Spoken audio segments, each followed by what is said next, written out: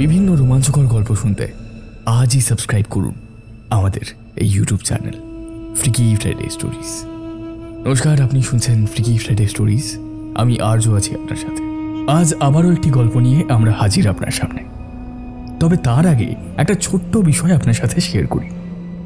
YouTube বলছে আমাদের 70% viewers যারা আমাদের গল্পগুলি শোনেন তারা আমাদের সাবস্ক্রাইব না করেই চলে যান। এমনটা করবেন না প্লিজ। আপনার একটা সাবস্ক্রিপশন আমাদের জন্য অনেকটা মূল্যবান। তাই প্লিজ এই গল্পটি যদি আপনার ভালো লাগে, আমাদের কাজ যদি আপনার ভালো লাগে, তাহলে আমাদের সাবস্ক্রাইব করে তারপরেই যাবেন। তবে গল্পে যাওয়ার আগে একটা ছোট্ট অ্যানাউন্সমেন্ট। গত 9th of August আমাদের চ্যানেলে যার কণ্ঠ আপনারা প্রত্যেকবার শোনেন কথক হিসেবে, তার জন্মদিন ছিল। অর্থাৎ আমাদের কথক, আমাদের ন্যারেটর সায়ন্তনের জন্মদিন ছিল 9th of August। আমরা টিম ফ্রিকি ফ্রাইডে স্টোরিজের তরফ থেকে সায়ন্তনকে জানাই আ ভেরি হ্যাপি বার্থডে। তাহলে চলুন এবার গল্পে ফেরা যাক। আজ আপনি শুনবেন ইশিকা হাজরার কাহিনী অভিশপ্ত জংলাপুর।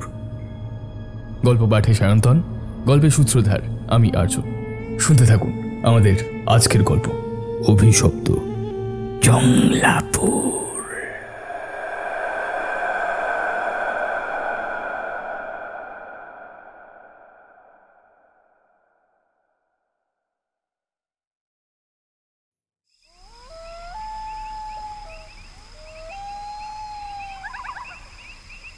নদীর জলের কুলকুল শব্দ আর ঝিঝি পোকার একটানা সুরে ধীরে ধীরে চোখ বুজে আসতে শুরু করল নিমাইয়ের। তবে এখন ঘুমোলে চলবে না, তাই জোর করে চোখ খুলে খোলা আকাশের দিকে তাকিয়ে রইল। নদীর পাড়ে এই খড়ের গাদার উপর শুয়ে রাতের তারা ভরা আকাশটা এত সুন্দর দেখায় যে একভাবে সেদিকেই তাকিয়ে থাকতে ইচ্ছে করে ওর। ছোটবেলায় আকাশের তারাগুলোর দিকে তাকিয়ে নিজের কৌতূহল মেটাতে মা বাবাকে যে কত আজগুবি প্রশ্ন করেছে তার ঠিক নেই। এখন এই নদীর পাড়ে শুয়ে শুয়েও সেই প্রশ্নগুলোই মাথায় আসছে ওর। এই যে তারাগুলো রাত হলেই রাতের অন্ধকার আকাশে ফুটে ওঠে, আবার দিনের আলোয় কোথায় লুকিয়ে পড়ে, সেটা ওর বড় জানতে ইচ্ছে করে। তারপর সবাই বলে যে যারা মরে যায় তারাই নাকি আকাশের তারা হয়। এই কথা যদি সত্যি হয় তাহলে ওর বাবা, মা আর দিদিও নিশ্চয়ই এই মুহূর্তে আকাশের তারা হয়ে গেছে। কথাটা ভাবতেই বুকের ভেতরে জমানো দুঃখগুলো যেন এক ধাক্কায় বেরিয়ে আসতে চাইল। নিমাই নিজেকে শান্ত করতে উঠে বসল খড়ের গাদার ওপর। তারপর নদীর স্বচ্ছ জলের দিকে তাকিয়ে চাপা আক্রোশে এক মুঠো খড় বিক্ষিপ্ত হাতে সামনে ছুঁড়ে দিয়ে অদৃশ্য কাউকে বলে উঠল, শয়তানি মানুষ খাকে, সৎ সাহস থাকলে সামনে আয় দেখি। সেই কখন থেকে বসে আছি তোর জন্য। খুব শখ না তোর মানুষ খাবার? হ্যাঁ, আয় বলছি, আয় বলছি। আজ তোকে একেবারে নদীর জলে কুচিয়ে ভাসিয়ে দেব। শান্ত নিস্তব্ধ পরিবেশে নিমায়ের কথাগুলো প্রতিধ্বনিত হয়ে মিলিয়ে গেল বাতাসে। পরিবর্তে কোনো উত্তর না এলেও কয়েকটা রাত জাগা পাখি কেবল ডানা ঝটপটিয়ে এক গাছের ডাল থেকে অন্য গাছের ডালে উড়ে গেল। নিমাই রাগে বিরক্তিতে আরও কয়েকটা অশ্রাব্য গালি দিয়ে নিজের মনেই ফুঁসতে লাগলো। হারামিটা ভেবেছে সব লোকে ওকে ভয় পাবে। হ্যাঁ, ও সালা নিজে আমাদের জিনা হারাম করে দেবে। গ্রামের মানুষের আজ পর্যন্ত যত সর্বনাশ করেছে সব একেবারে হিসাব তুলবো। বাপরে বাপ, বলে এত কিসের ক্ষোভ তোমার বাপু? রাত বিরতে ঘুমের জলাঞ্জলি দিয়ে এই নদী পাড়ে বুঝি চড়তে এসেছো? তা নদী পার সবার, তাই চড়ে বেড়াতেই পারো। তাই বলে অন্য মানুষের ঘুম নষ্ট করে কি লাভ শুনি? আচমকা পেছন থেকে নারী কণ্ঠ শুনে ফিরে তাকালো নিমাই। ওর মনে হলো চাঁদের আলোয় রূপকথার গল্পের কোনো এক রাজকন্যা এসে দাঁড়িয়েছে ওর সামনে। সেই সাথে একটা মিষ্টি গন্ধে এতক্ষণের তিতকুটে হয়ে যাওয়া মেজাজটাও বেশ ফুরফুরে লাগতে শুরু করেছে। ও মেয়েটার দিকে তাকিয়ে বলল, কে কে তুমি? এত এত রাতে কি চাই তোমার? তার আগে তুমি বলো যে এত রাতে কার নামে এত গালমন্দ করছিলে? হ্যাঁ, তাছাড়া রাতে তো এদিক পানি সেরকম কেউ আসে না। যারা বাণিজ্য করতে চায় তারাও তো ভোর হলে নৌকা ছাড়ে আর সন্ধে হবার আগেই বাড়ি ফিরে যায়। এই তো তোমাকে কে বললো আমি কেনা বেচা করতে বেরিয়েছি? আমি তো ওই শয়তানিকে শেষ করতে বেরিয়েছি, যার জন্য গ্রামের মানুষগুলো ভয় রাতে বাড়ির বাইরে বেরোতে পারছে না, নিজের আপনজনদের মৃত্যু দেখছে। তার খোঁজ করতেই এসেছি আমি। ওর কথায় মেয়েটা খিলখিলিয়ে হেসে উঠতেই নিমাই রাগে খড়ের গাদা থেকে নেমে এসে ওর সামনে গিয়ে দাঁড়ালো। এই এই হাসছো যে? জানো না ও? একদম আস্তে কথা বলো। এই রাতের অন্ধকারটা শুধু ওদের জন্য। এত জোরে কথাবার্তা ওরা মোটেও পছন্দ করে না। দেখছো না গাছের পাতাগুলো কেমন স্থির হয়ে আছে? ওরাও সব জানে, ভয় পায় ওকে। রাতটুকু ওদেরকে ওদের মতো থাকতে দাও। কার কি পছন্দ না পছন্দ সেসব জেনে আমি কি করব? এই তুমি কে বলো তো? এই আমাকে কিসের জন্য জ্ঞান দিতে এসেছো? সেই কখন থেকে প্রশ্ন করছি তুমি কে, উত্তরই তো দিচ্ছ না। এই জেরে কাশো তো দেখি। মেয়েটা উত্তর দিল না, কেবল শান্ত দৃষ্টিতে তাকিয়ে রইল নিমাইয়ের দিকে। এতক্ষণ ধরে মনের সমস্ত রাগ উগড়ে দিলেও এখন মেয়েটার শান্ত ঘোলাটে চোখের দিকে তাকিয়ে ওর বুকটা কেমন যেন কেঁপে উঠল। মেয়েটার চোখের কালো মণিটা কি ধীরে ধীরে বড় হচ্ছে? প্রশ্নটা মাথায় আসতেই চমকে উঠল। সেই সঙ্গে লক্ষ্য করল চাঁদের আলোটা আচমকা মিলিয়ে গিয়ে চারিদিক থেকে কেমন যেন অন্ধকার নেমে আসছে। চাপ চাপ অন্ধকার ঘিরে ফেলছে পুরো জায়গাটাকে। এর মধ্যে অনুভব করল একজোড়া হাত শক্ত হয়ে ওর হাত দুটোকে চেপে ধরেছে। ওর মনে হলো ওই চাপে ওর হাতের হাড়গুলো সব ভেঙে যাবে। ও আর্তনাদ করে বলল, বলে গেলাম, ছাড়ো বলছি। তোমার গায়ে এমন এমন পশুর মতন শক্তি এলো কোথা থেকে? আমাকে এমন করে ধরেছো কেন? অন্য প্রান্ত থেকে উত্তর এলো না, বরং নিমাইয়ের হাতের ওপর চাপ খানিকটা কমল। নিমাই ছোপ ছোপ অন্ধকারের মধ্যে দিয়ে সামনে তাকাতে থমকালো। একটু আগে যে সুন্দর রাজকন্যার মতো মেয়েটা দাঁড়িয়েছিল সে আর নেই। তার বদলে ভয়ঙ্কর মূর্তি এসে দাঁড়িয়েছে ওর সামনে। নিমাই ভয় কুঁকড়ে গেলেও মনের মধ্যে জমে থাকা রাগটা মাথাচাড়া দিয়ে উঠতেই ও হাতের কাছে পড়ে থাকা লাঠিটা তুলে নিয়ে ছুঁড়ে দিল ভয়ঙ্কর মূর্তিটার দিকে। তবে লাঠিটা মূর্তিটার কাছে যাওয়ার আগেই কি একটা জাদু বলে মিলিয়ে গেল বাতাসে। সেই সাথে ভয়ঙ্কর হাসির শব্দে ভরে উঠল চারপাশটা। নিমাই দেখল হাত দুটো আবারও এগিয়ে আসছে ওর দিকে। এবার আর উপায় না পেয়ে ছুট লাগালো। নিজের দেহের প্রাণপণ শক্তি দিয়ে ছুটতে লাগলো। শ্বাস ফুলতে লাগলো ওর। মনে হলো দম আটকে এক্ষুনি লুটিয়ে পড়বে মাটিতে।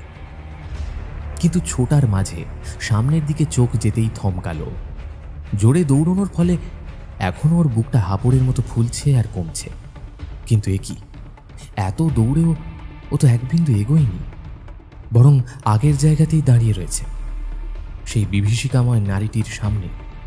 আর ওর শুকনো হয়ে আসা মুখের দিকে তাকিয়ে কেমন বাঁকা হাসি হাসছে মেয়েটা। কি চাই তোমার? কেন কেন এমন করছো আমার সাথে? এবারেও কোনো কথা বলল না মেয়েটা, বদলে শক্ত করে চেপে ধরল ওর চোয়ালটা। এতটাই শক্ত করে যে নিমাই অনুভব করল ওর চোয়ালের হাড় দুটো মটমট শব্দ করে ভেঙেছে। সেই সাথে অসহ্য যন্ত্রণায় ছটফট করে উঠল।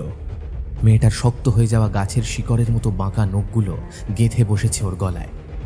নিমাই ভীত চোখে দেখল ওর সারা শরীরে গজে উঠেছে গাছের শিকড়। ওগুলো এমন আষ্টে পৃষ্ঠে জড়িয়ে ধরেছে যে নিঃশ্বাস নিতেও কষ্ট হতে লাগলো ওর। অন্যদিকে ওর চোখের সামনে নারীটা আরো বিভৎস রূপ ধারণ করে খিলখিলিয়ে হেসে উঠল। ফিসফিসিয়ে কিছু বলল, হয়তো বুঝতে পারল না নিমাই। শুধু দেখল মেয়েটার হাত শক্তভাবে চেপে বসলো ওর গলায়। ধীরে ধীরে চারপাশটা আবছা হয়ে যেতে লাগলো নিমাইয়ের চোখের সামনে। ক্রমে ছটফটানি কমে গিয়ে নিথর হয়ে মাটিতে লুটিয়ে পড়ল ওর দেহটা। নিমাইকে স্থির হয়ে মাটিতে লুটিয়ে পড়তে দেখে মেয়েটা নিজেও স্থির হয়ে দাঁড়িয়ে পড়ল। কালো অন্ধকার পরিবেশে আবছা চাঁদের আলোয় সার সার শিকড় আষ্টে পৃষ্ঠে ঢেকে ফেলল নিমাইয়ের শরীরটা। সেই সাথে কালো পোকার দল ঘিরে ফেলল জায়গাটা। সেই দিকে তাকিয়ে মেয়েটা ফিসফিস করে বলল, শয়তানি মানুষ খাকি।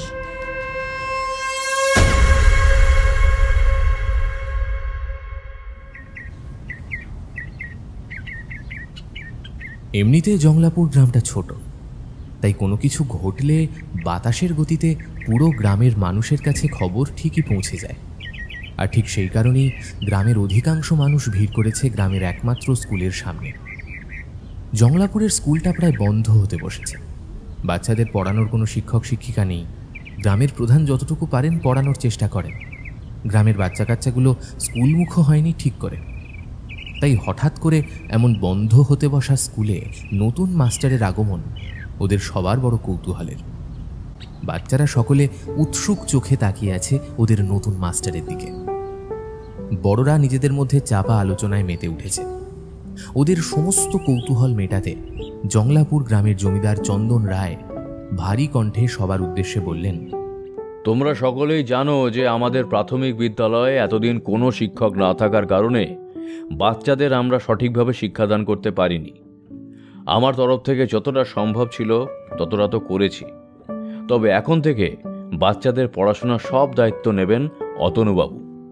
উনি আমাদের এই বিদ্যালয়ের বর্তমান শিক্ষক। আশা করি গ্রামের সকলে ওনাকে আপন করে নেবেন। উনি বাচ্চাদের পড়ানোর জন্য নিজের শহর ছেড়ে এত দূরে একা থাকবেন। ওনার যাতে কোনো অসুবিধা না হয় সেটাও তো আমাদেরই দেখতে হবে, তাই না? ওনাকে দেখে রাখবে তো তোমরা? গ্রামের সকলে সমস্বরে সম্মতি জানাল। অতনু এতক্ষণ ধরে বিরক্ত হয়ে চুপ করে সবটা শুনছিল, কিন্তু এতগুলো সরল মানুষ আর ছোট নিষ্পাপ বাচ্চাগুলোর দিকে তাকিয়ে বিরক্ত ভাবটা কিছুটা হলেও কমল। এমনিতে সে মফস্বল এলাকায় বাস করে, সেখানে অন্তত অনেকখানি আধুনিক ছোঁয়া নিজেদের আধিপত্য বিস্তার করেছে। কিন্তু এই গ্রামটা একেবারেই আলাদা, যেন পৃথিবীর কোল থেকে একেবারে আলাদা হয়ে মুখ লুকিয়েছে এক কোণে। স্টেশন থেকে নেমে প্রায় 4 কিলোমিটার হাঁটা পথ, কোনো রিক্সা ভ্যান কিচ্ছু নেই। জংলাপুর নামের মতো পুরো গ্রামটা সত্যিই বড় বড় গাছ আর জঙ্গলে ভর্তি। এখানের মানুষ শিকার করে, চাষবাস করে, এসব করেই পেট ভরায়। তবে ওরও যে কাজের খুব দরকার, আর কতদিনই বা বাবা মায়ের ওপর বোঝা হয়ে থাকবে। তার থেকে ভালো এখানের স্কুলে শিক্ষকতা করে উপার্জন করবে। সর্বনাশ হয়ে গেছে, সর্বনাশ হয়ে গেছে, সবাই নদীর পাড়ে চলো। দূর থেকে ভেসে এলো উদ্বিগ্ন গলার স্বর। সবাই এদিক ওদিক তাকাতে লাগলো। গলার স্বর অনুসরণ করে অতনু সামনে তাকাতে দেখল একজন বছর 15-র রোগাটে ছেলে চিৎকার করতে করতে ওদের দিকে আসছে। ছেলেটা দৌড়ে এসে ভিড় ঠেলে জমিদারের সামনে হাঁপাতে লাগলো। ওর চোখে মুখে ভয়ের ছাপ স্পষ্ট। ওকে অমন করে ছুটে আসতে দেখে চন্দনবাবু বললেন, কি ব্যাপার রঘু, এরকম ছুটে ছুটে আসছিস কেন? কিছু হয়েছে? সর্বনাশ হয়ে গেছে, ওই মানুষ খাকি শেষ করে দিয়েছে। ও এক এক করে পুরো গ্রামের মানুষকে শেষ করে দেবে। এদিক ওদিকের কথা না বলে আসলে কি হয়েছে সেটা খুলে বল না। নিমাইকে মেরে ফেলেছে। ও নদীর পাড়ে ওর প্রাণহীন শরীরটা পড়ে আছে। রঘুর কথা শুনে নিমেষের মধ্যে জমিদার বাবুর মুখটা ফ্যাকাশে হয়ে গেল। গ্রামের সকলের মধ্যে চাপা গুঞ্জনটা আরো বেশি বাড়ল। একটা চাপা আতঙ্ক ছড়িয়ে পড়ল ওদের সকলের মধ্যে। ব্যাপারটা ঠিক কি ঘটছে সেটা বুঝতে না পারলেও অতনু চাপা রহস্যের গন্ধ পেল। চন্দনবাবু কিছুক্ষণ স্থির হয়ে দাঁড়িয়ে থেকে বললেন, আমি এত করে বারণ করার পরেও আমার কথা শুনল না। ওর জেদ সে মৃত্যুর কাছেই হার মানল। চল নদী পাড়ে। উনি কথাগুলো বলেই অতনুকে এক প্রকার অদেখা করেই মেঠো পথ ধরে হাঁটতে লাগলেন। ওনার সাথে সাথে গ্রামের মানুষগুলো এগোতে লাগলো। নতুন জায়গায় এসে এমন ঘটনার সম্মুখীন হয়ে প্রথমে ভ্যাবাচাকা খেয়ে গেলেও পরে অতনু নিজেও ওদের পিছু নিল। এমনিতে বরাবরই ও ডাকাবুকো ছেলে, কোনো কিছুতেই ওর ভয় নেই। তবে অচেনা অজানা জায়গায় এসে প্রথম দিনেই এমন ঘটনায় ওর মনটা কিছুতেই সায় দিচ্ছে না। তবু এসে যখন পড়েছে তখন মানিয়ে নিয়ে চলতেই হবে। এইসব ভাবতে ভাবতে গাছপালা ভরা মেঠো রাস্তা দিয়ে হেঁটে যখন নদীর পাড়ে এসে দাঁড়ালো, তখন অত হট্টগোলের মাঝেও ঠান্ডা হাওয়ায় মনটা শান্ত হয়ে গেল ওর। তবে তা বেশিক্ষণ স্থায়ী হলো না। ভিড়ের হট্টগোল তখন দ্বিগুণ হয়েছে। সবাই কিছু একটাকে কেন্দ্র করে গোল হয়ে দাঁড়িয়েছে। সেই ভিড়ের মধ্যে থেকে কেউ একজন বলল, ওর বাপ আর দিদিটার মরার শোক সামলাতে না পেরে তোর মাটাও মরল, এখন ছেলেটাও চলে গেল। দেখো না, দেখো দেখো দেখো, কেমন রক্তশূন্য করে দিয়েছে। কথাগুলো কানে আসতে কৌতূহল মেটাতে অতনু গুটি গুটি পায়ে ভিড় ঠেলে সামনে পৌঁছতেই স্তব্ধ হয়ে গেল। খড়ের গাদায় পড়ে রয়েছে বছর 15 শীর্ণকায় ছেলে, সারা শরীরে কালশিটে দাগ, চোয়াল ভাঙা, হাত দুটোও মনে হয় ভেঙেছে, শরীরে ধুলো ভর্তি, নিথর চোখে আতঙ্ক। দৃশ্যটা দেখে ওর বুকটা ধক করে উঠল। কি ভয়ঙ্করভাবে মরেছে ছেলেটা। এর মধ্যে রঘু কাঁদতে কাঁদতে বলল, আমি ওকে কতবার করে মানা করলুম রাতের আধারে এই পানে না আসার জন্য, আর শুনলেই না আমার কথা। ও অনেকদিন ধরেই বাপ মা আর দিদি মরা শোধ তুলতে চাইছিল, কত করে বুঝিয়েছিল অশরীরীদের সাথে মোকাবিলা করা যায় না, যায় না। ও শুনলো না আমার কথা, আমার শুনলো না। কথাগুলো বলে ঝরঝর করে মুখ চাপা দিয়ে কাঁদতে লাগলো রঘু। চন্দনবাবু তখনও স্থির হয়ে তাকিয়ে রয়েছেন নিমাইয়ের মৃতদেহের দিকে। ওর দাহ কার্যের ব্যবস্থা করো তোমরা, ওর মুখাগ্নি আমি করব। জমিদারবাবুর কথায় গ্রামের কয়েকজন মানুষ সব ব্যবস্থা করে ফেললেন নিমেষের মধ্যে। নিমাইকে শ্মশানে নিয়ে যাওয়ার সময় অতনু নিজেও যেতে চেয়েছিল, তবে চন্দনবাবু ওকে নিষেধ করে বললেন, আপনার আর এত ধকল নেবার দরকার নেই, আপনি বরং ফিরে গিয়ে বিশ্রাম নিন। আমি মোহনকে বলে দিচ্ছি আপনার সাথে যাওয়ার জন্য। যা দরকার হবে ওকে বলবেন, ওই ব্যবস্থা করে দেবে। আর আমি ওকে বলে দিচ্ছি আমাদের বাড়ি থেকে আপনার খাবার দিয়ে যাওয়ার জন্য। ঠিক আছে।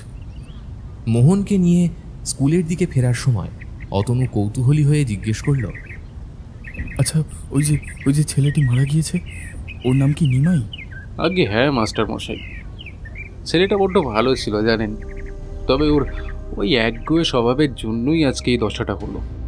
ওকেই বাকি বলবো, বাপ দিদি সবাইকে হারালো, তারপর মাটাকেও হারালো, সব হারিয়ে ওর দিক বেদিক জ্ঞান শূন্য হয়ে গিয়েছিল একেবারে। প্রতিশোধ নিতে চেয়েছিল, কিন্তু কথা শেষ না করে মোহন দীর্ঘশ্বাস ছাড়ল। প্রতিশোধ মানে ওর বাবা মাকে কেউ হত্যা করেছে। ও যদি জানতো কে মেরেছে, তাহলে চন্দনবাবু সাহায্য নিয়ে। আমাদের এই ছোট গ্রামে কারোর সাথে কারো শত্রুতা নেই মাস্টার মশাই, কিন্তু যার সাথে আজন্মকাল শত্রুতা আছে তার সাথে লড়াই করার ক্ষমতা আমাদের মতো সাধারণ রক্ত মাংসের মানুষের তো নেই। আমরা কেবল তার হাতে মরতে পারি, এর বেশি কিছু না। মানে এ আবার কেমন কথা? আপনি তো এই গ্রামেই এখন থাকবেন, আস্তে আস্তে সব জেনে যাবেন। এখন আপাতত বিশ্রাম নিন, আমি স্নানঘরের জল তুলে রাখছি, আপনি স্নান সেরে নিন ততক্ষণে, কেমন? আমি জমিদার বাড়ি থেকে আপনার খাবারটা নিয়ে আসি। কথাগুলো বলে আর এক মুহূর্ত দাঁড়ালো না মোহন। কেবল অতনু হাজারো প্রশ্ন মনে নিয়ে দাঁড়িয়ে রইল স্কুলের সামনে। এই স্কুল লাগো একটা ঘরে ওর থাকার বন্দোবস্ত হয়েছে। এখানে আসার পর থেকে একের পর এক যা ঘটছে তাতে ওর মনে হলো হয়তো এই গ্রামে ডাকাতের দল ঘাপটি মেরে রয়েছে। তারাই হয়তো নিতাই আর ওর পরিবারকে শেষ করেছে। এটা ভেবেই ভয় হলো ওর। যদি ডাকাত দল ওর উপরে হামলা করে, যদিও ওর কাছে কিছু নেই, তবুও ওদের তো কোনো বিশ্বাস নেই। এইসব ভাবনার মাঝেই নুপুরের শব্দে চমকে উঠল। আশেপাশে তাকিয়ে দেখল কোথাও কেউ নেই, তবুও একই সুরে নুপুরের শব্দ ভেসে আসছে কাছে পিঠে কোথাও। ওখানিক ভীত স্বরে জিজ্ঞাসা করল, কে কে ওখানে, কে ওখানে? ওর প্রশ্নে আচমকাই থেমে গেল নুপুরের শব্দটা। একটা নিস্তব্ধতা ছেয়ে গেল পুরো জায়গাটা জুড়ে। অতনু পেছনে না ফিরেও বুঝতে পারল কেউ একজন এসে দাঁড়িয়েছে ওর পেছনে। তার উষ্ণ নিঃশ্বাস ওর ঘাড় ছুঁয়ে যাচ্ছে বারবার। এমন নির্জন নিস্তব্ধ পরিবেশে কেউ নিঃশব্দে এসে ওর পেছনে দাঁড়িয়েছে বুঝতে পেরেই ওর বুকটা অজানা ভয়ে ধক করে উঠল। তবুও মনের মধ্যে কে যেন বারবার বলতে লাগলো পেছন ফিরে তাকানোর জন্য। ও নিজের কৌতূহল যেন ধরে রাখতে না পেরে পেছন ফিরতেই আঁতকে উঠল। নিমেষের মধ্যে কেউ যেন কালি ঢেলে দিনের আলোকে একেবারে অন্ধকার করে দিয়েছে, আর সেই অন্ধকারে এসে দাঁড়িয়েছে এক অবয়ব। অতনু ভয় পিছিয়ে গিয়ে দাঁড়ালো, কাঁপা কাঁপা গলায় বলল, কে কে? উত্তর এলো না কোনো, বরং অবয়বটা আরো কাছে এসে দাঁড়ালো। একটা অদ্ভুত মেঠো গন্ধ ছড়িয়ে পড়ল বাতাস জুড়ে। অতনু দেখল অবয়বটা একদম ওর সামনে এসে দাঁড়িয়েছে। ওর একটা হাত এগিয়ে আসছে ওর গলার দিকে। অতনু পালানোর চেষ্টা করলো বটে, তবে লাভ হলো না। মনে হলো কেউ যেন শক্ত করে ধরে রেখেছে ওকে। কি হলো মাস্টার মশাই, আপনি এখনো দাঁড়িয়ে রয়েছেন? স্নানে যাননি কেন? মোহনের কথায় ঘোর কাটল। চারপাশে তাকিয়ে দেখলো ও স্কুলের সামনেই দাঁড়িয়ে রয়েছে। এই শরীর ঠিক আছে তো আপনার? এতক্ষণ ধরে এখানেই দাঁড়িয়ে রয়েছেন কেন আপনি? কি ব্যাপার? হ্যাঁ, না মানে ওই ঠিক কী যে হলো বুঝতে পারলাম না আর কি। রাতে ঠিক করে তো ঘুম হয়নি, তাই হয়তো শরীরটা খারাপ লাগছে, বুঝলে। তুমি বরং বসো, আমি স্নানটা সেরে আসি, কেমন? অতনু আর কথা না বাড়িয়ে স্নান করতে চলে গেল। মোহন শান্ত দৃষ্টিতে ওর দিকে তাকিয়ে রইল।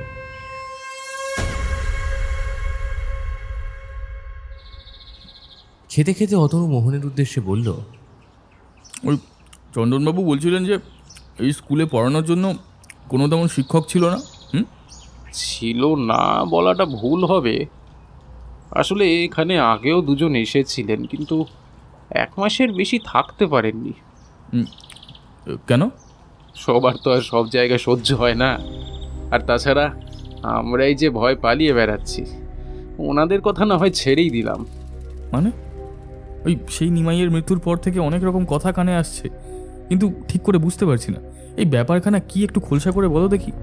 খোলসা করে কি আর বলবো মাস্টার, আমাদের সকলের ওপরই যে মৃত্যুর খাড়া ঝুলছে। একের পর এক সে আমাদের সকলকে মারবে।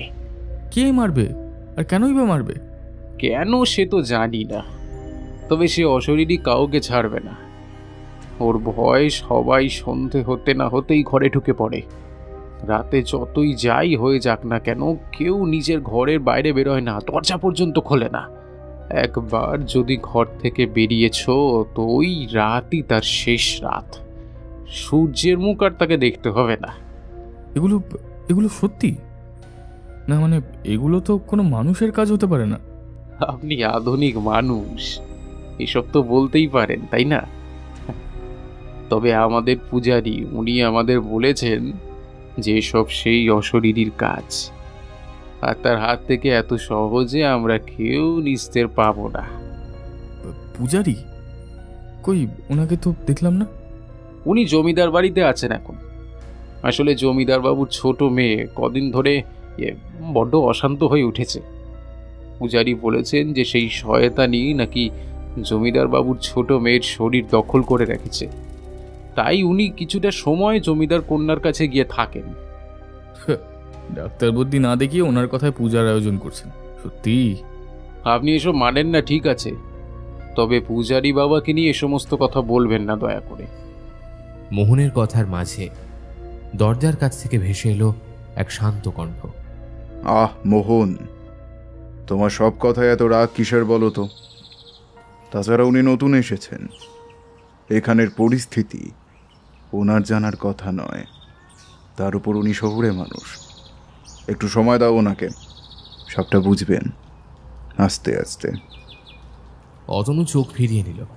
একজন বয়স্ক পূজারী এসে দাঁড়িয়েছে ওর ঘরের দরজার সামনে। মোহন ওকে দেখে উঠে দাঁড়িয়ে ব্যস্ত হয়ে বলল, এ কি বাবা, আপনি এখানে? কিছু দরকার থাকলে আমায় বলতে পারতেন, আমি গিয়ে না হয়। গ্রামে নতুন অতিথি এসেছেন, তার সাথে দেখা করতে এসেছি আমি। তুই বরং জমিদার বাড়িতে যা, গিন্নিমা তোর খোঁজ করছিলেন। ওনার এক কথাতে সম্মতি জানিয়ে মোহন বেরিয়ে গেল। অতনু তখনও এক দৃষ্টে চেয়ে রয়েছে ওনার দিকে। উনি অতনুর দিকে স্মিত হাসি হেসে বললেন, অসময় এসে পড়ে কষ্ট দিলাম আপনাকে। না না, আপনি বসুন না, আমি হাত মুখ ধুয়ে আসছি। না না, আমি আপনার কথায় কিছু মনে করিনি, তবে যেটা আপনি মানেন না সেটা যে সত্যি হবে না এরকম তো কোনো কথা নেই, তাই না? তবে বদ্যিও কিন্তু সব রোগ সারাতে পারেন না। যাই হোক, সাবধানে থাকবেন আপনি। বড় বিপদের সময় যাচ্ছে গ্রামের মানুষের উপর দিয়ে। এই সময়টা বড় বিপদের, এই গ্রামের জন্য, এই গ্রামের সব মানুষের জন্য। আপনিও তো এখন আমাদেরই একজন, আর আপনার সামনে এখন বড় বিপদ আসতে চলেছে।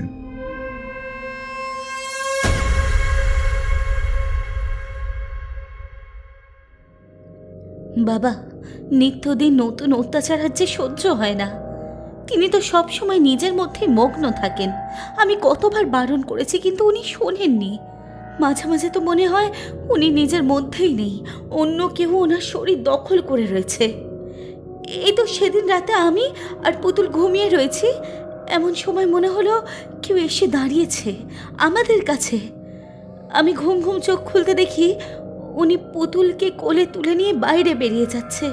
উনি যে নিজের স্বার্থের জন্য বলি দিতেও পিছু পা হবে না আমি জানি, কিন্তু তাই বলে নিজের মেয়েকে। সেদিন বহু কষ্টে আটকেছি ওনাকে, কিন্তু এভাবে আর কতদিন বাবা? গ্রামের মানুষ তো ওনার উপর রেগে রয়েছে, হয়তো কোনোদিন ওনার উপর আক্রোশে ফেটে পড়বে। ওর ব্যাপারে এসব কথা আমিও জানি বৌমা, তবে বাপ হয়ে আমিও যে ছেলেকে ঠিক পথে ফিরিয়ে আনতে পারিনি। ভেবেছিলাম তোমার পুতুল দিদি ভাইয়ের সংস্পর্শে এসে ও বদলে যাবে, কিন্তু আমার সেই ধারণাও যে ভুল। উল্টে তোমাদের জীবনটাও শেষ করে দিলাম। হে ঈশ্বর, মুক্তির পথ দেখাও আমায়।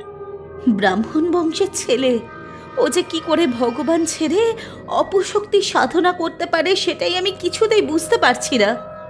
উমা, এই উমা, কোথায় তুমি?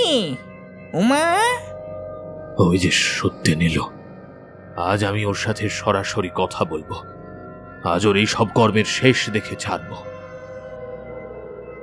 সত্যেন বাড়ির মধ্যে প্রবেশ করতেই রথিনবাবু প্রবল বেগে সপাটে একটা চর বসিয়ে দিলেন নিজের ছেলে সত্যেনের গালে।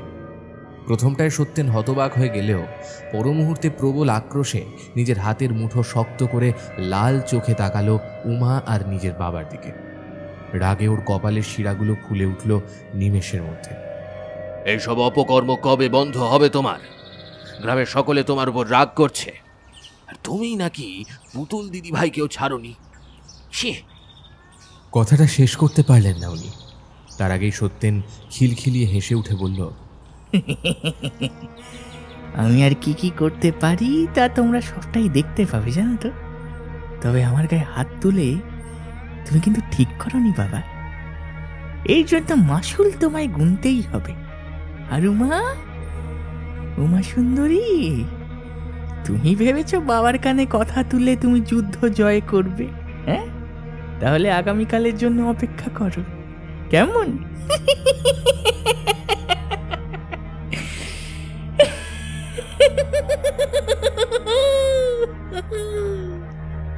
কথাটা বলেই সত্যেন আবার বেরিয়ে গেল ঘর থেকে। কেবল মূর্তির মতো দাঁড়িয়ে রইল উমা আর রথিনবাবু।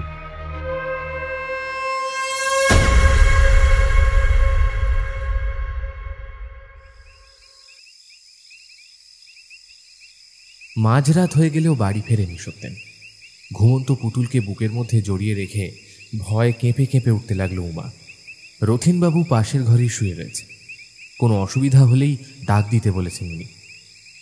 নানা দুশ্চিন্তার মধ্যে কখন যে ঘুমিয়ে পড়েছিল বুঝতে পারেনি উমা। সকালে ঘুম থেকে উঠতেই বুকটা কেমন যেন কেঁপে উঠল। তবুও নিজেকে শান্ত করে ঘর থেকে বেরোতে দেখল রথিনবাবুর ঘরের দরজা খোলা। এত সকালে স্নান করতে গেছে ভেবে ও এগোতে গিয়েও থমকে গেল। পেছন ফিরে তাকাতে দেখল ওনার ঘরের দরজার সামনে কালচে রঙের তরল সরু হয়ে জমাট বেঁধেছে। ও কাঁপা কাঁপা পায়ে ঘরে ঢুকে সামনের দৃশ্য দেখে চেঁচিয়ে মাটিতে লুটিয়ে পড়ল। ওর সামনেই মেঝেতে পড়ে রয়েছে রথিনবাবুর মুন্ডহীন দেহটা। রাত জেগে পড়াটা অতনুর বরাবরের অভ্যেস। এতে করে পড়ায় বেশ মন বসে। এখানে এসেও সেই অভ্যেসের বদল ঘটেনি, বরং এই অচেনা পরিবেশে ঘুমটা যেন কিছুতেই আসতে চায় না। তাই সময় কাটাতে গল্পের বই নিয়ে বসেছে। কিন্তু এখনো অবধি একটা পাতাও শেষ করে উঠতে পারেনি। মনটা পড়ে রয়েছে সেই নিমাইয়ের মৃতদেহের ওপর। কি বিভৎস সেই দৃশ্য! ভাবলেই গাটা এখনো শিউরে উঠছে ওর। বাইরে হঠাৎ কিসের একটা শব্দে ভাবনায় ছেদ পড়ল অতনুর। শব্দটা তীক্ষ্ণ অথচ ধীর। অতনু কান পেতে শোনার চেষ্টা করলো শব্দটা, তবে ঠাউর করতে পারল না। নিজের মনের ভুল ভেবে আবার বইয়ের পাতায় মন দিল, কিন্তু আবারও ভেসে এলো ওই শব্দটা, এবারে আগের থেকে আরো স্পষ্ট। কেউ বাইরের স্কুল বারান্দায় হাঁটছে, কিন্তু এত রাতে কে এখানে আসবে? মোহন সন্ধে হতে না হতেই খাবার দিয়ে গেছে, আর চন্দনবাবু খবর পাঠিয়ে দিয়েছিলেন যে কাল আসবে। তাহলে কার পায়ের শব্দ? অতনু বইটা বন্ধ করে জানলা দিয়ে দেখার চেষ্টা করলো, তবে বাইরে এখন ঘুটঘুটে অন্ধকার ছাড়া আর কিছুই দেখতে পেল না। চেষ্টা করলো, তবে শব্দটা এখনো কানে আসছে। কে বাইরে? বাইরে কে আছেন? আরে আরে কে আছেনটা কে বাইরে? আরে কেউ উত্তর দিচ্ছেন না কেন? বাইরে থেকে তো হেঁটে বেরোনো শব্দ আসছে, কিন্তু আরে বাইরে কে আছেন? উত্তর দিন। অতনু আবারও বাইরে দেখার জন্য জানলায় চোখ রাখতেই আচমকা একটা নারীর মুখ ভেসে উঠল সামনে। অতনু চিৎকার করে পেছনে সরে যেতে চাইল বটে, তবে সেই নারী তার লিকলিকে হাত দিয়ে শক্ত করে চেপে ধরল ওর হাতটা। ও ভীত চোখে দেখল নারী মূর্তিটির মুখের কাটা ছেঁড়া চামড়া ঝুলে পড়েছে, জায়গায় জায়গায় কাদা মাখা, হাতের নখগুলো লম্বা হয়ে বেঁকে গেছে। অতনু নিজেকে ছাড়ানোর চেষ্টা করতে লাগলো, তবে সেই নারীর সাথে লড়াই করার শক্তি তার নেই। আমায় ছেড়ে দাও, আমায় ছেড়ে দাও, ছেড়ে দাও, আমায় ছেড়ে দাও, আমায় ছেড়ে দাও।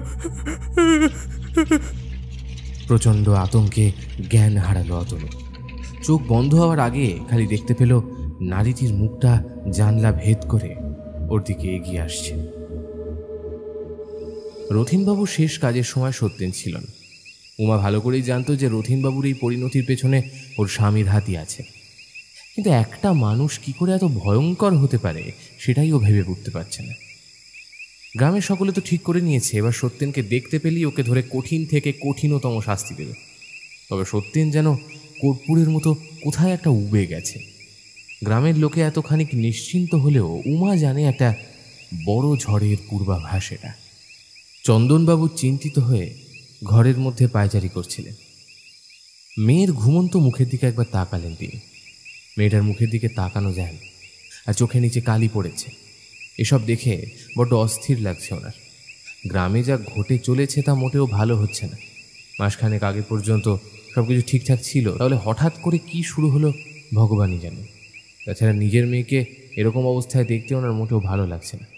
কথাগুলো ভাবতে ভাবতে ওনার মনে পড়ে গেল কিছুদিন আগের কথা।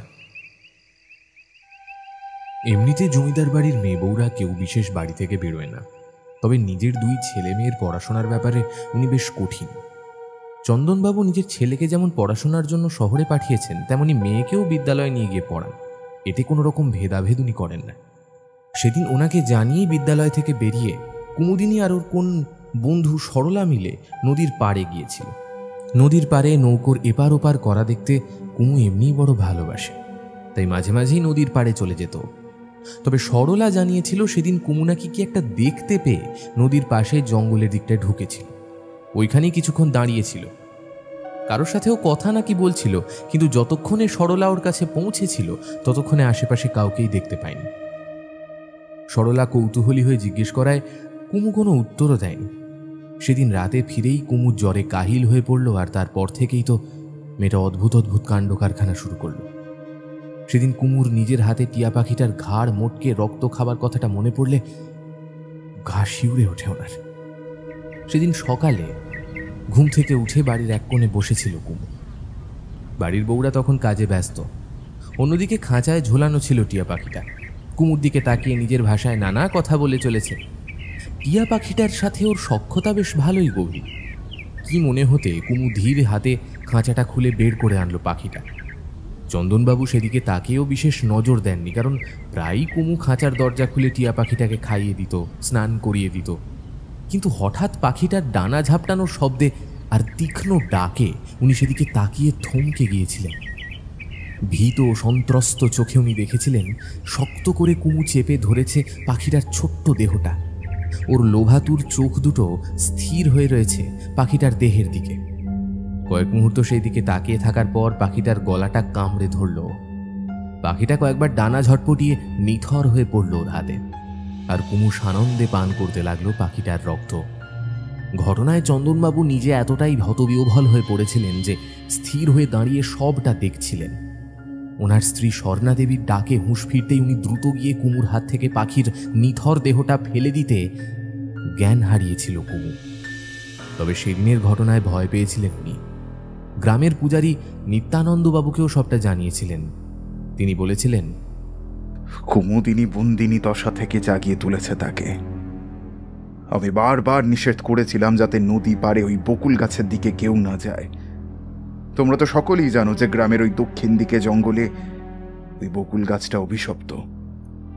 দিনের পর দিন ধরে আটকা হয়ে রয়েছে ও। তবে এখন সে মুক্তি পেয়েছে। এতদিনের ক্ষোভ মেটাতে পুরো গ্রামকেও শেষ করে দেবে। কুমুদিনীকেও ছাড়বে না। এসব কি বলছেন আপনি? কে বন্দিনী হয়েছিল ওখানে? উমা। সেদিন উমার কথা জানতে পেরে বিস্মিত হয়েছিলেন চন্দনবাবু। নিত্যানন্দবাবুকে অনুরোধ করে বাড়িতে পুজো করিয়েছিলেন, কিন্তু ভগবান সহায় হননি। উল্টে কুমু আরো বেশি হিংস্র হয়ে উঠতে লাগল। ওকে কেবল নিত্যানন্দবাবু শান্ত করতে পারে।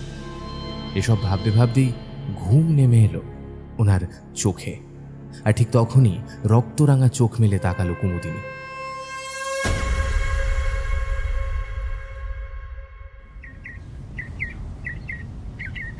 পরদিন গ্রামের বাচ্চারা স্কুলে এসে ভিড় করলেও শিক্ষকের কোনো দেখা নেই।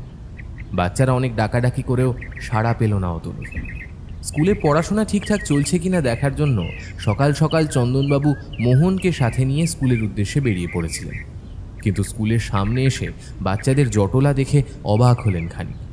জিজ্ঞাসা করলেন, এই তোরা এমন সব হুটোপুটি করছিস কেন? কিসের জন্য? পড়াশোনা নেই নাকি? মাস্টার মশাইকে তো সেই কখন থেকে ডাকছি, উনি তো সাড়াই দিচ্ছেন না। সাড়া দিচ্ছে না? না। আচ্ছা ঠিক আছে, তোরা এখানে চুপ করে দাঁড়া। আর মোহন, তুই একবার দেখ তো মাস্টারমশাই কোথায় রয়েছেন। মোহন দ্রুত স্কুল লাগোয়া ছোট্ট ঘরটার দিকে এগিয়ে গেল। ওখানেই তো নতুন মাস্টারমশাইয়ের থাকার জায়গা। মোহন ঘরের বাইরে থেকে কিছুক্ষণ উঁকি ঝুঁকি দিয়ে চিৎকার করল, বাবু, বাবু সর্বনাশ হয়ে গেছে, শিগগিরই এদিকে আসুন। মাস্টারমশাই কেমন করে পড়ে রয়েছেন মেঝেতে, মনে হয় শরীর টরীর খারাপ হলো। মোহনের কথায় আবারও বুকটা ধক করে উঠল চন্দনবাবুর। উনি দ্রুত জানলার কাছে যেতে দেখলেন অতনু মেঝেতে মুখ থুবড়ে পড়ে রয়েছে। অতনু আগের মতোই নিশ্চল হয়ে পড়ে রইল। চন্দনবাবু ব্যস্ত হয়ে বললেন, অতনুবাবু, অতনুবাবু শুনছেন? আপনি ঠিক আছেন? এই মোহন, তুই দরজা ভাঙ। আগে আগে। মোহন নিজের সর্বশক্তি দিয়ে কয়েকবার ধাক্কা দিতেই উই ধরা কাঠের পাল্লা দুটো আপনা থেকেই খুলে গেল। বাইরে বাচ্চারা সব কৌতূহলী হয়ে ভিড় করতে লাগলো অতনুর ঘরের সামনে। চন্দনবাবু কোনো রকমে ওদের সরিয়ে ঘরে প্রবেশ করে অতনুর দেহটা নিজের কোলে তুলে নিয়ে নাড়ি পরীক্ষা করে স্বস্তির নিঃশ্বাস ফেললেন। এখনো প্রাণ আছে। এই মোহন, তুই আর দেরি করিস না, শিগগিরই যা, বদ্দিকে ডেকে নিয়ে আয়। আর পারলে বাবাকেও খবর দিস একবার, যা। মোহন চলে যেতে চন্দনবাবু আলতো হাতে মাথায় হাত বুলিয়ে দিলেন অতনুর। সকাল থেকে বড় অস্থির লাগছে উমার। আকাশ জুড়ে কালো মেঘ, দাপুটে হাওয়া, সবটা মিলিয়ে বুকের মধ্যে কেমন একটা চাপ সৃষ্টি করছে। অন্যদিকে পরশু থেকে পুতুলের ধুম জ্বর, সব মিলিয়ে যেন কোনো এক অশনি সংকেতের পূর্বাভাস। তাছাড়া সন্ধেবেলায় তুলসীতলায় সন্ধে দেওয়ার সময় প্রদীপটাও আচমকা নিভে গেল। সেই থেকে মনটা আরও বেশি কুগাইছে ওর। এই সমস্ত ভাবনার মাঝে দরজায় টোকা পড়তে চমকে উঠল। এমন ঝড় বৃষ্টি মাথায় করে কে আসতে পারে সেটাই ভেবে অবাক হলো। একটা মিহি স্বর ভেসে এলো বাইরে থেকে। প্রচণ্ড ঝড় জলে সেই স্বর ঠাউর করতে পারল না। অন্যদিকে দরজায় টোকা দেওয়ার গতি বৃদ্ধি পেল। উমা দ্বিধাদ্বন্দ্ব সরিয়ে রেখে দরজাটা খুলতে প্রথমটায় অন্ধকারে কিছুই দেখতে পেল না, শুধু অনুভব করল একটা কালো অবয়ব ওর থেকে কিছুটা দূরে দাঁড়িয়ে আছে। এই বৃষ্টি বাদলের দিনে কে এসেছ? ওর কথা শেষ হতে না হতেই আকস্মিক বিদ্যুৎ চমকানোর আলোয় সামনের মানুষটাকে দেখে ভয়ে স্থির হয়ে গেল। আর ঘরের ভেতর থেকে ভেসে এলো পুতুলের কান্নার শব্দ। তারপর তারপর কি হলো? আর ওই অবয়বটা, ওইটাই বা কে ছিল? বুদ্ধিমশাই বলেছেন আপনার পক্ষে উত্তেজনা খুবই খারাপ। বেশি উত্তেজিত হয়েই জ্ঞান হারিয়েছিলেন আপনি। সকালে ওখানে না গেলে আপনার কি অবস্থা হতো বলুন তো? আপনি তো মশাই আবার জেদ ধরেছিলেন আমার বাড়িতে আসবেন না বলে, কিন্তু আপনার যে এখন বিশ্রামের সময়। আচ্ছা, ঠিক কি হয়েছিল বলুন তো? কাল রাতে যে আপনি একেবারে জ্ঞান হারিয়েছিলেন, তার কারণ কি? চন্দনবাবুর কথায় আগের দিন রাতের সমস্ত ঘটনাগুলো ভেবে আরও একবার ভয়ে শিউরে উঠল অতনু। গত রাতেও যা কিছু দেখেছে সবটা আসলেই ঘটেছিল নাকি সবটাই ওর দুঃস্বপ্ন, সেটা ভগবানই জানেন। কিন্তু ওটা যদি দুঃস্বপ্ন হয় তাহলে ও মেঝেতে পড়েছিল কেন? ওকে চুপ করে থাকতে দেখে চন্দনবাবু বললেন, কি হলো, চুপ করে রইলেন যে? সত্যি বলতে আমি নিজেও জানি না ঠিক কি হয়েছিল। হয়তো আমি ঘুমের মধ্যে দুঃস্বপ্ন দেখে থাকতে পারি, কিন্তু কিন্তু বিশ্বাস করুন, ওই ওই ভয়ানক ঘটনার কথা না ভাবলে ভাবলে আমার বুক কেমন কেঁপে ওঠে। যা কিছু দেখেছেন অতনুবাবু, সেসব স্বপ্ন নয়। এর আগেও যে কজন শিক্ষক এসেছিলেন তারাও আপনার মতো একই কথা বলেছিলেন।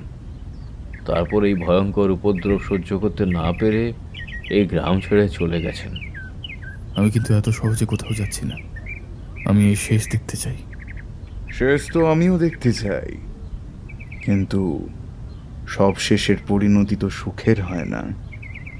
কথাগুলো বলতে বলতে ঘরের ভেতর প্রবেশ করে পাথরের বাটি থেকে এক ফোঁটা সিঁদুর গোলা অতনুর মাথায় ঠেকিয়ে বিড়বিড় করে কিছু একটা মন্ত্রোচ্চারণ করে মৃদু হাসলেন নিত্যানন্দবাবু। তারপর চন্দনবাবুর উদ্দেশ্যে বললেন, সকালে খাবার পাঠিয়েছিলেন আপনি, কিন্তু ওই সময় আশা হয়ে ওঠেনি আমার। বেলা গড়াতে হাতের কাজটা কিছু কমতেই ছুটে আসলাম। আর মাস্টার মশাই, আপনাকে গতকালই তো অতবার করে বলে এলাম আপনি সাবধানে থাকবেন। যাই কিছু ঘটুক না কেন, তাতে নিজেকে খুব বেশি করে জড়িয়ে ফেলবেন না। সেটা আপনার জন্য প্রাণনাশকও হতে পারে। বলছি, এখন আমাদের কি করণীয় আছে? তোমাকে তো সমস্তটা জানিয়েছি, সেই অনুযায়ী কাজ হবে। আজ ঠিক ঘন অন্ধকার আকাশের লাল চাঁদের পূর্ণ উপস্থিতিতে এই পুজো শুরু হবে। যাই হয়ে যাক না কেন, ওই মুহূর্তে কেউ যেন বাড়ির বাইরে বের না হয়। আমি গ্রামের সকলের কাছে বার্তা পাঠিয়ে দিয়েছি। সকলে সেটা মানবে সেটাও জানি। নিশ্চয়ই বাবা। আজ বাবা মহাযজ্ঞ আয়োজন করেছেন। এই যজ্ঞের পর থেকে আর আমাদের উপর কোনো বিপদ আসবে না। তখন আপনিও বিনা বাধায় শিক্ষাদান করতে পারবেন। চন্দনবাবু বিদায় জানিয়ে বাইরে যেতেই অতনু বিছানায় উঠে বসল। নিজের মনে বিড়বিড় করে বলল, ব্যাপারটা মোটেও ঠিক লাগছে না আমার।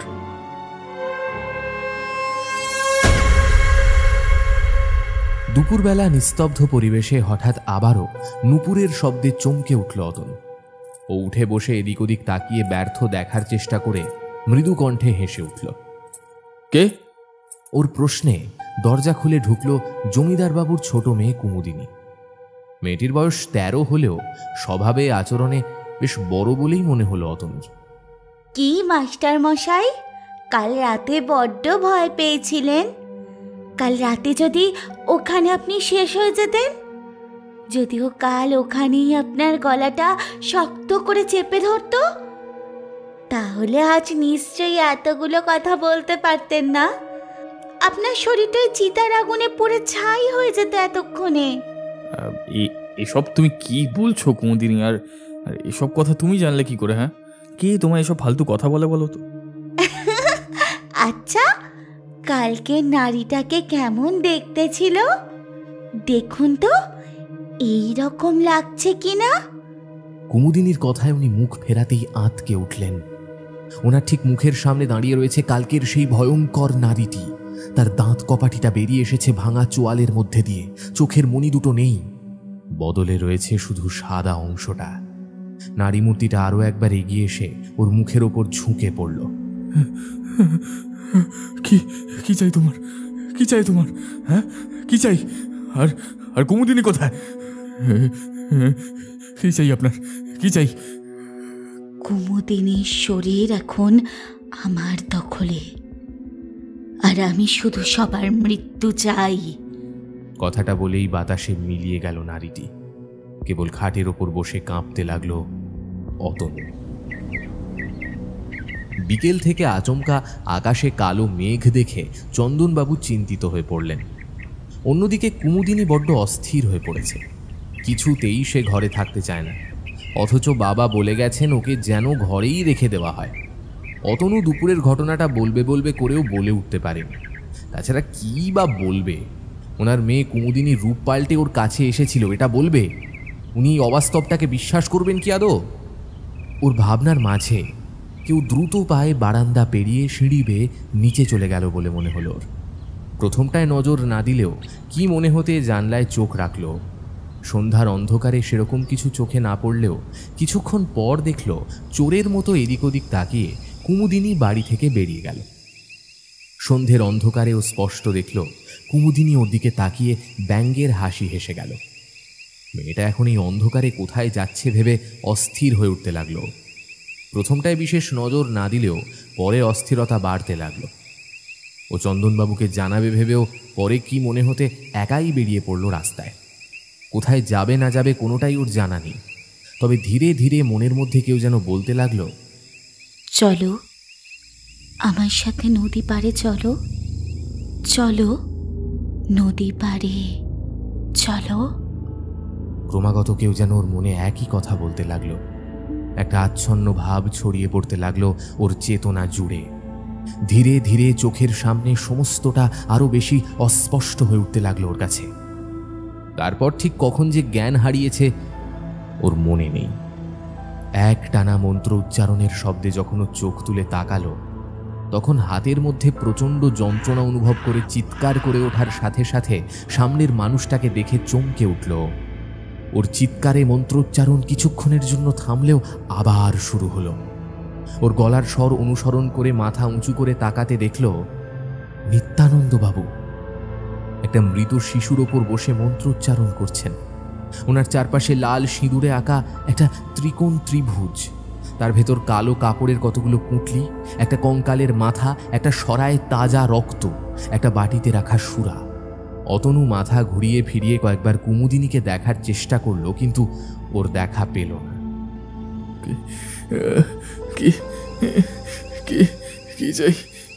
কি চাই আপনার? কেন কেন এমন করে বেঁধে রেখেছেন? চুপ, শান্ত একদম। ওরা এত আওয়াজ পছন্দ করে না। কি কি চাই? কি চাই আপনার? এইভাবে এভাবে কেন বেঁধে রেখেছেন? জোড়া বলি দিয়ে নিজের অপূর্ণ সাধনা পূর্ণ করব বলে। চন্দনবাবু, আপনাকে বলেছিলাম উমার সাথে কি হয়েছিল। হ্যাঁ হ্যাঁ হ্যাঁ, সত্যেন সত্যেন ওকে তো মেরে ফেলেছিল।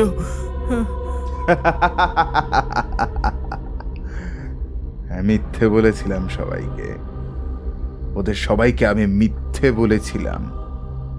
উমাকে সেদিন আমি হত্যা করেছিলাম, আমি।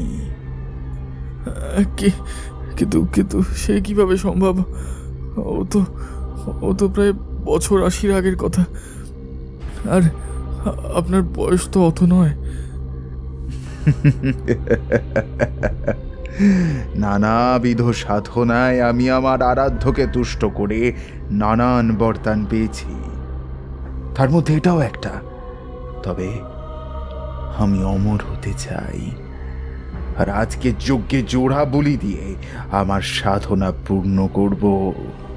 মৃত্যুর আগে তোমারও সবটা জানা দরকার। সত্যেন নিজেও অমর হতে চেয়েছিল।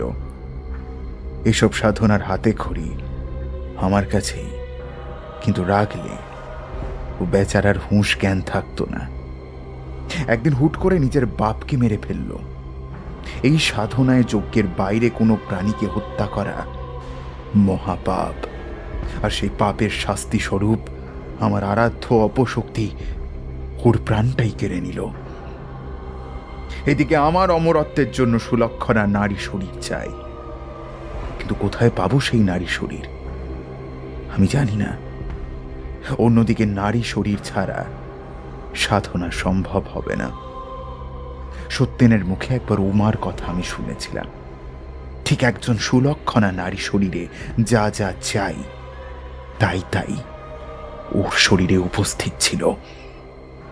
তাই সেদিন ঝড় বাদল মাথায় করে চলে গিয়েছিলাম উমার বাড়িতে, আর তারপরে ওকে, ওর মেয়েকে মন্ত্র বলে অচেতন করে নিয়ে এসেছিলাম আমার সাধনা স্থলে। কিন্তু বুঝতে পারিনি অন্তঃসত্ত্বা বলে। তাই সাধনায় যখন ওকে অর্পণ করলাম তখন আমার আরাধ্য ক্রুদ্ধ হয়ে উঠলেন। ভেবেছিলাম আমার সাধনা হয়তো সব বিফলে চলে গেল, তবে ওর মেয়ে পুতুলের বলি দিয়ে সেদিন সবটা আমি সামলে নিয়েছিলাম। আর উমা? ও তো আর এক শয়তানি। মৃত্যুর পর আমাকে শেষ করার জন্য উঠে পড়ে লেগেছিল বলে ওর আত্মাকে বন্দি করে রেখেছিলাম আমি। কিন্তু ওই জমিদার কন্যা কুমুদিনী নিজের হাতে মুক্ত করেছে উমাকে। নদী পাড়ে ওই বট গাছের মধ্যে গোপন প্রকোষ্ঠে সাথে ছোট্ট পাথরের নুড়িতে বন্দি করে রেখেছিলাম ওকে। দিনের পর দিন কারোর চোখে পড়েনি ওটা, আর না পড়াই স্বাভাবিক, কারণ ওই প্রকোষ্ঠটা আমি মায়া বলে অদৃশ্য করে দিয়েছিলাম।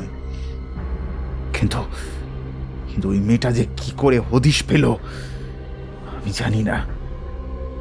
তবে আগের থেকে শক্তি বৃদ্ধি হওয়ায় উমার আত্মা আমার কিছুই করতে পারেনি।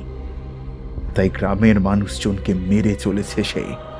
কুমুদিনী আর তোকে আজ জোড়া বলি দেব আমি। ওনার কথা শেষ হওয়ার আগেই নুপুরের শব্দে মুখ ফিরিয়ে তাকালো দুজনে। কুমুদিনী লাল শাড়ি জড়িয়ে ওদের সামনে এসে দাঁড়িয়েছে। ওর লম্বা ভেজা চুল থেকে বিন্দু বিন্দু জলের ফোঁটা গড়িয়ে পড়ছে, চোখে মুখে জলের বিন্দু লেগে রয়েছে। কুমুদিনী, কুমুদিনী! সেই ডাক ওর কান অব্দি পৌঁছল কিনা সন্দেহ অতনুর। কুমুদিনী তখন কলের পুতুলের মতো একেবারে যজ্ঞের হোমকুণ্ডের সামনে গিয়ে বসেছে। নিত্যানন্দ আবারও মন্ত্রোচ্চারণ শুরু করলেন। একে একে নানা নিয়ম পালন করে যখন ধারালো তরোয়ালটা হাতে তুলে নিলেন তখনই হঠাৎ করে সমস্তটা কেঁপে উঠল। নিত্যানন্দ নিজেও ব্যাপারটায় হকচকিয়ে গেলেন। কি একটা কারণে ব্যাকুল হয়ে উঠলেন তিনি। একবার অতনুর কাছে গিয়ে ওকে ভালোভাবে লক্ষ্য করলেন, তারপর কুমুদিনীর কাছে গিয়ে দাঁড়াতে উনি স্তব্ধ হয়ে গেলেন।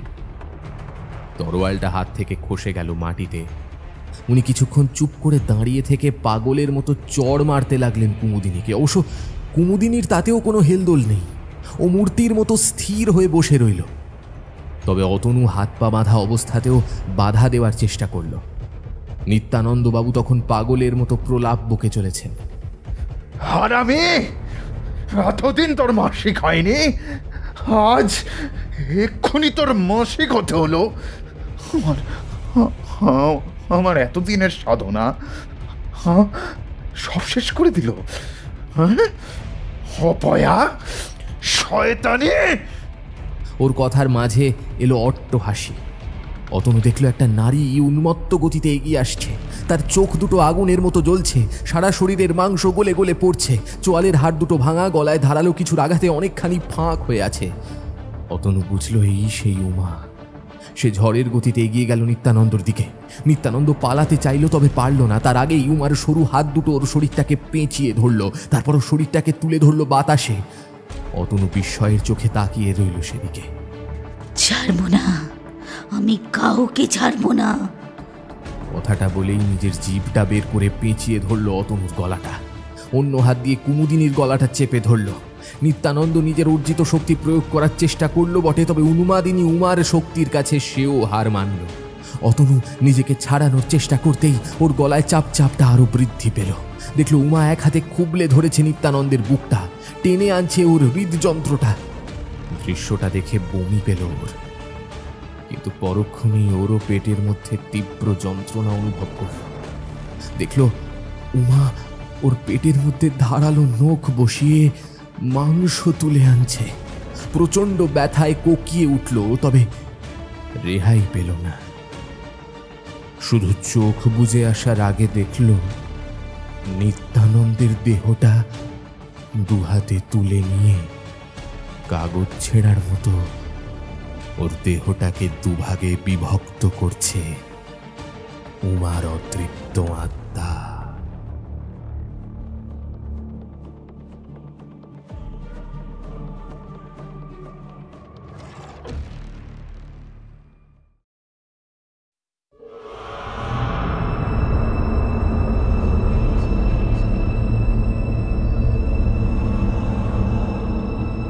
তাহলে কেমন লাগলো আমাদের আজকের গল্প নিশ্চয়ই জানাবেন আমাদের। কিভাবে জানাবেন? আমাদের কমেন্ট সেকশন আপনার জন্য খোলাই রইল। তাহলে আজকের মতো এতটুকুই। সামনের সপ্তাহে আরও একটি দারুণ গল্প নিয়ে ফিরে আসবে টিম ফ্রিকি ফ্রাইডে স্টোরিজ। খুব ভালো থাকবেন। শুভরাত্রি।